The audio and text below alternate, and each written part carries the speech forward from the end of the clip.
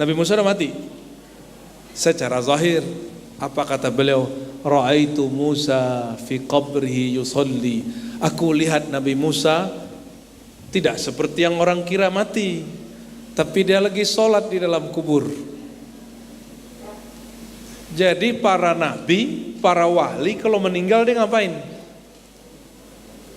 Nabi, wali, kalau dia meninggal dia ngapain? Dia sholat, Pak.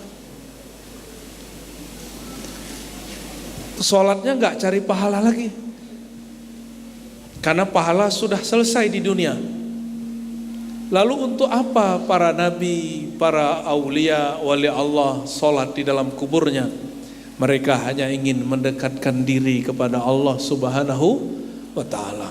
Itu yang disebut kata guru-guru tua dulu, matikan diri sebelum mati. Maksudnya kalau kamu sholat jangan cari pahala lagi. Sholat itu mencari rasa dekat kepada Allah Subhanahu wa ta'ala. Ada kawan saya, dia seorang ahli kesehatan, itu nyindir kawan kita nggak sholat, dikira saya nggak sholat juga sama dia. Kurang ajar juga nih orangnya. Terus cara nyindirnya bagus. Saya ini ustadz, kalau nggak sholat rasanya jauh kepada Allah, rasanya Allah jauh sekali. Tapi karena saya lagi di terapi, saya biarin aja, ya. Karena kita di terapi dia nggak mau dibayar. Takutnya kalau kita kritik dan kita luruskan sebelum selesai, dia terapi saya nggak beneran. Takut kita ditusuk-tusuknya, bukan lagi pakai akupuntur, pakai pisau. Akhirnya saya biarin aja, saya biarin. Udah mau selesai, baru kita bilang maaf mas. Sejak kapan sholat kita menambah dekat Allah? Satu. Saya mau nanya lagi yang kedua. Sejak kapan Allah itu jauh? Allah pernah jauh nggak? Apa kata Allah? Apa kata Allah tentang dia dekat atau jauh? Ada ayatnya nggak? Wa nahnu aqrabu ilaihi min hablil warid. Kami lebih dekat kepada manusia daripada urat nadi. Urat nadi itu zahir, Allah itu maha batin. Allah lebih dekat dari itu semua. Allah itu juga zahir. Zahirnya adalah dia memberikan hidup kepada si nadi ini. Maka Allah itu lebih dekat kepada manusia daripada diri dia sendiri. Berarti Allah pernah jauhkah dari kita? Pernahkah Allah berpaling dari kita? Yang ada kita berpaling dari Allah. Pernahkah Allah jauh dari kita? Enggak, tapi kita yang merasa jauh dari Allah. Akhirnya saya bilang, bang, yang benar itu dalam ajaran Islam, sholat itu hanya menumbuhkan rasa dekat, mengulang-ulang rasa dekat. Allahnya tidak pernah jauh. Nah, ini bapak ibu yang lagi rajin sholat, rajin majlis, jangan GR Allah tambah dekat. Allah mah selalu dekat. Yang rasa dekatnya itu yang tambah. Itu yang disebutkan di hadis, siapa yang mendekat kepadaku satu jengkal, aku mendekatnya satu depa. Siapa yang datang kepadaku berjalan, aku datang kepadanya berlari. Itu pada rasa. Allahnya mah maha abadi, maha tidak berubah selama-lamanya.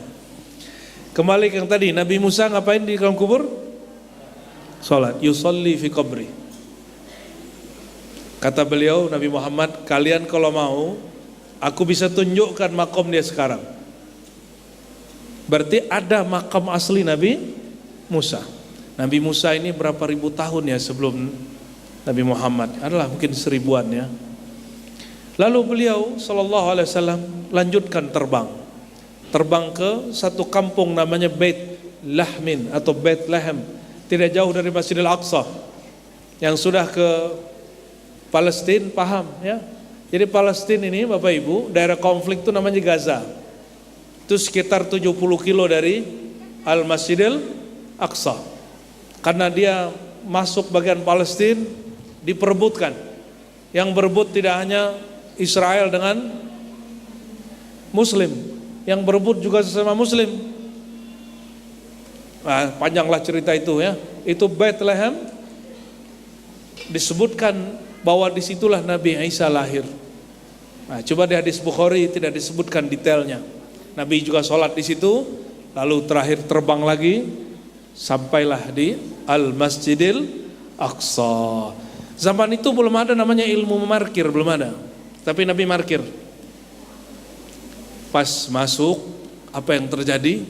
Semua arwah para nabi sudah ada di dalam masjid. Ada yang sudah pergi ke Aqsa? Sudah ada sebagian?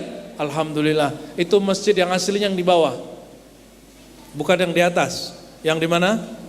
Yang di bawah.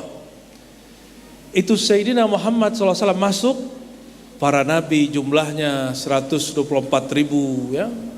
Bukan bangunan-bangunan sekat itu. Jadi seluas semua tanah itu, itulah Al-Masjidil Aqsa. Beliau masuk ke perkarangan Al-Masjidil Aqsa, itu jumlah para anbiya 124.000 termasuk beliau, ada semua. Ngapain? Kata Jibril, sholli rakatain. Kamu imam, mimpin para nabi, dalam ilmu hadis, nih dengerin. Dalam ilmu apa? Dalam ilmu hadis, orang yang jumpa Nabi Muhammad SAW disebut gelarnya sahabat. Apa sebutannya? Syaratnya beriman dan tidak pernah kufur atau munafik, meninggal dalam keadaan Islam. Itu sahabat. Saya cek ada 12 nabi yang berdoa yang pakai hadis. Berarti nabi yang lain gak kedetek riwayatnya. Ada sekitar 12 nabi berdoa ingin menjadi umat Nabi Muhammad sallallahu alaihi wasallam. 12 ini mewakili 124.000 yang lain. Ternyata semua nabi berdoa menjadi umat Nabi Muhammad sallallahu alaihi wasallam, berdoa pernah jadi makmum Nabi Muhammad sallallahu alaihi wasallam. Allah kabulkan ruh mereka, Allah kembalikan ke dunia sesaat, dan mereka diizinkan menjadi makmum Rasulullah SAW. Inilah dalil orang yang masih hidup berjasad memimpin sholat orang sudah meninggal. Ini dalilnya. Khurafat atau tidak? Enggak. Ini hadis Sahih Bukhari. Ini hadis Sahih Muslim. Mengingkarinya fasik. Kafir tidak, fasik iya. Karena ulama meriwayatkannya dan mensahihkannya, dan semua sepakat. Pernah ngimamin orang meninggal, Pak?